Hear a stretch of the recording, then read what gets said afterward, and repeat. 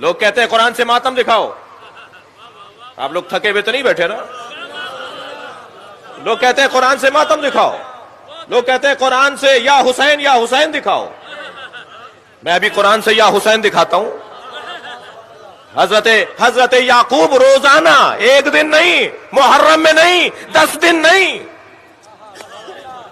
حضرت یعقوب نے سال ہائے سال روزانہ ماتم کیا ہے.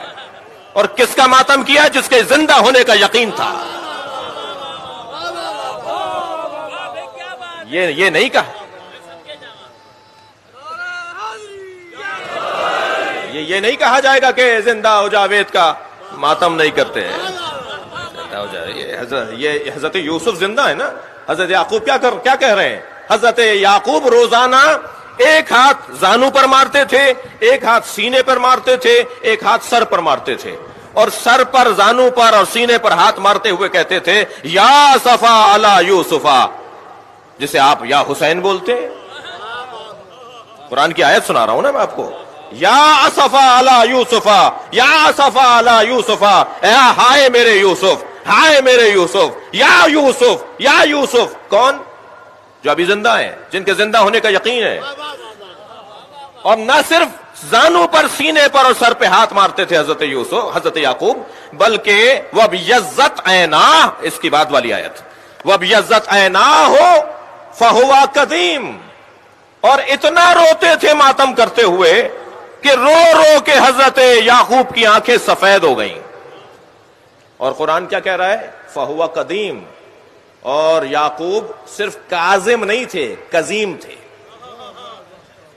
اور فرمائیں گے بھائی تھوڑی دقت بڑھائیے اپنی جی. ایک ہوتا ہے صابر، ایک ہوتا ہے صابر، ایک ہوتا ہے کاظم. صابر اور کاظم میں فرق ہے. کاظم برداشت کرنے والے کو کہتے ہیں، اور کاظم میں بھی انتہائی برداشت جب آ جائے تو اسے قزیم کہتے ہیں. جیسے عالم اور علیم جی، جیسے شاہد اور شہید، جیسے ناصر اور نصیر جی، ایسے ہی کاظم اور قزیم.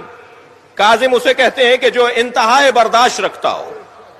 اب یہاں رو رہے ہیں، ماتم کر رہے ہیں، سینے پہ ہاتھ مار رہے ہیں حضرت یعقوب. قرآن کہہ رہا ہے کہ یہ سب سے زیادہ برداشت رکھتے تھے.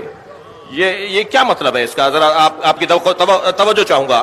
یہ کیا کہہ رہا ہے اللہ؟ کیا بتانا چاہ رہا ہے؟ کیا مطلب ہے اس آیہ کریمہ کا کہ حضرت یعقوب سینے پہ، زانو پہ، سر پہ ہاتھ مارتے ہوئے یا اسفا علی یوسفا، یا اسفا علی یوسفا کا نوحہ بلند کرتے تھے اور آنکھوں سے آنسو گراتے تھے، اور اتنے آنسو بہائے کہ آنکھیں سفید پڑ گئیں. اور قرآن کہہ رہا ہے فہو قدیم، اور یہ بہت زیادہ برداشت کرنے والے تھے.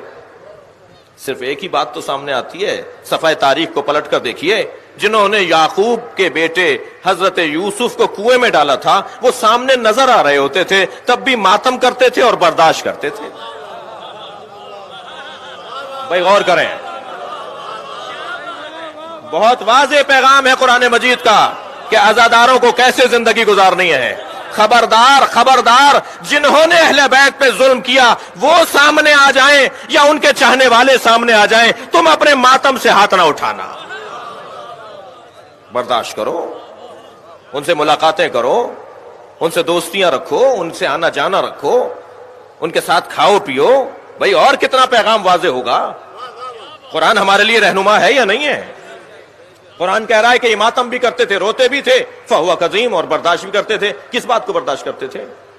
ان بیٹوں کو روزانہ دیکھتے تھے جنہوں نے حضرت یوسف کو کنویں میں ڈالا تھا، مگر اپنے بیٹوں کو اپنے گھر سے نہیں نکالا. ہماری بزرگ خواتین نے، ہماری بواؤں نے، ہماری بزرگ عورتوں نے ہمیں گھر سے اتحاد بین المسلمین کا پیغام دیا ہے. اٹھتے بیٹھتے کہا ہے کہ یہ بڑے بھائی ہیں جی. اذان آتی ہے 8 منٹ پہلے تو بڑی بوڑھیاں کہتی تھی بچیوں سے کہ ذرا سر پہ دوپٹہ رکھ لو، بڑے بھائیوں کی اذان ہو رہی ہے.